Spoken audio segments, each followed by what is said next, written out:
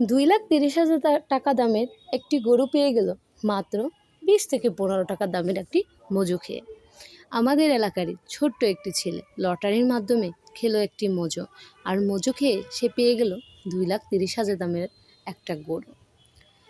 মানুষ বলে যে কাগজের পিসটা উল্টোতে সময় লাগে, কিন্তু ভাগ্য খুলতে সময় লাগে না। যখন সে ছেলেটি মজো খেয়েছে তখন কি সে বুঝতে পেরেছে যে সে মাত্র একটা মজো খেয়ে পেয়ে যাবে এত সুন্দর এত বড় একটা গরু। গরুটা ফোনে যদিও ছোট দেখা যায়, কিন্তু বাস্তবে গরুটা অনেক বড়, বলতে পারে একটা হাতির আকৃতি। 2,30,000 টাকা দামের গরুটা পেয়ে গেল মাত্র অল্প কিছু টাকার মজো খেয়ে।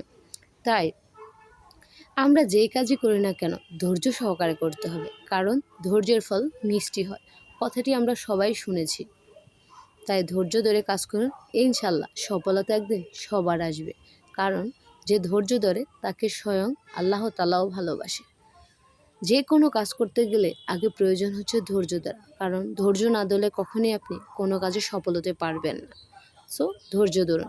আপনি যদি উঁচু স্থানে উঠতে যান তাহলে আপনাকে মই বা উপরের ছাদে উঠতে গেলে সিঁড়ি ব্যবহার করতে হবে। তাই আপনাকে যে কোনো কাজ করতে হলে সেটাকে স্টেপ বাই স্টেপ মেনে চলতে হবে, কারণ স্টেপ বাই স্টেপ না মেনে চললে আপনি কী করেই বা সফল হবেন। ধন্যবাদ সবাইকে।